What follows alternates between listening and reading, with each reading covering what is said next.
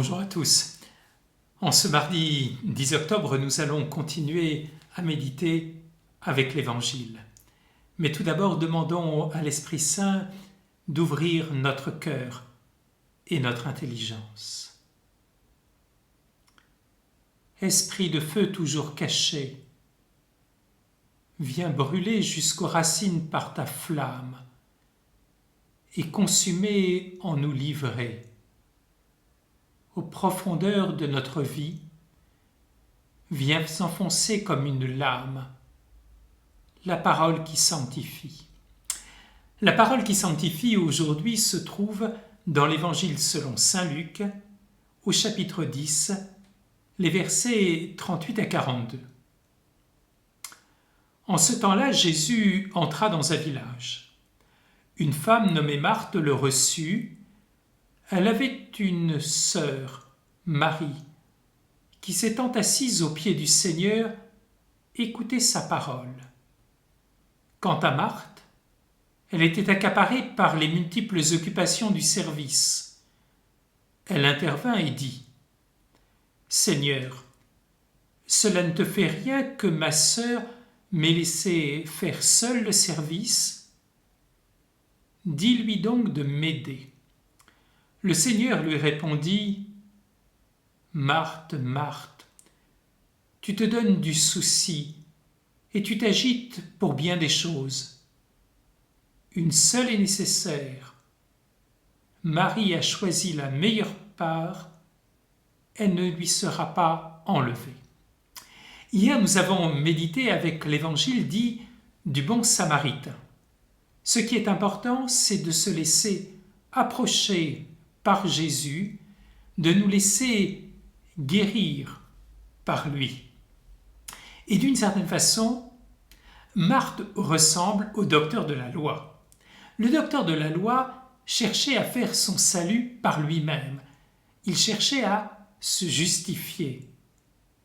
D'une certaine façon, Marthe aussi veut faire son salut par elle-même, où elle est profondément bonne et généreuse, et elle accueille Jésus dans sa maison. Mais en même temps, elle fait sa propre volonté, elle ne fait pas la volonté de Dieu.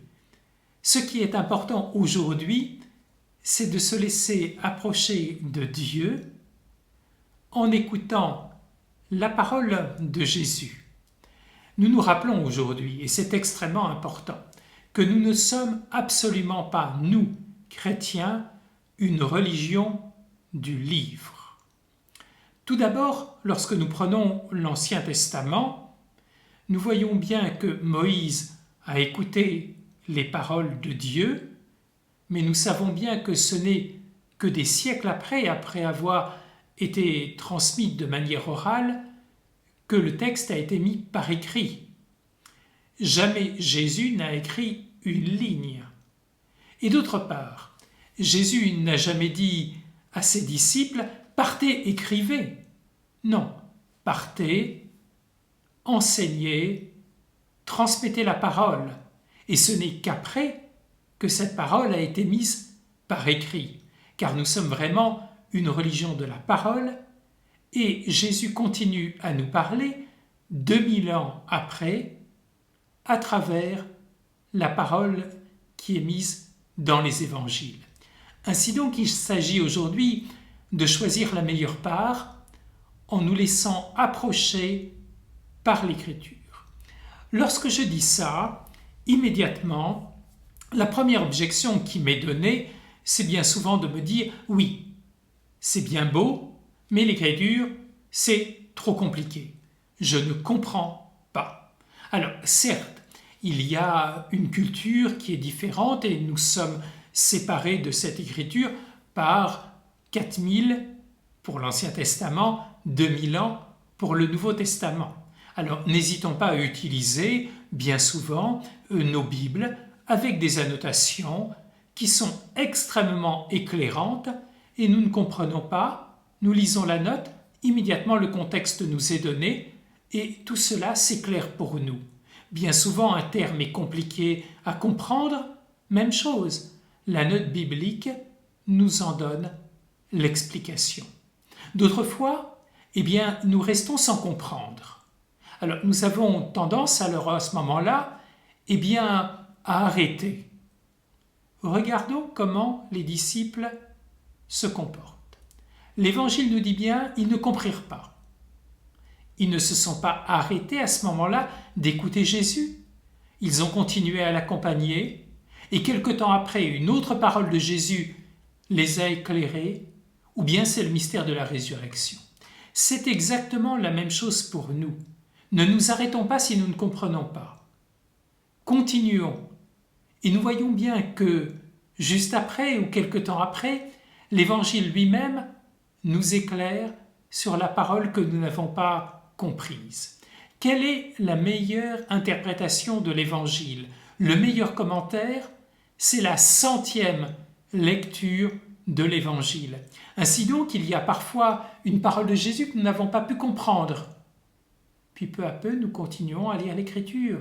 Et tout d'un coup, un texte de l'Ancien Testament se présente à nous et nous disons immédiatement « Ah, mais cette parole de Jésus, effectivement, est facile à comprendre, elle est profondément éclairante. » Le deuxième obstacle que nous rencontrons, c'est que nous y cherchons notre conversion. Alors, vous avez envie de me dire, c'est une bonne chose. Oui, mais c'est la conversion que je me suis donnée. Regardons Marthe, elle agit extrêmement bien. Elle accueille Jésus, elle s'agite pour lui. Mais elle cherche son propre salut.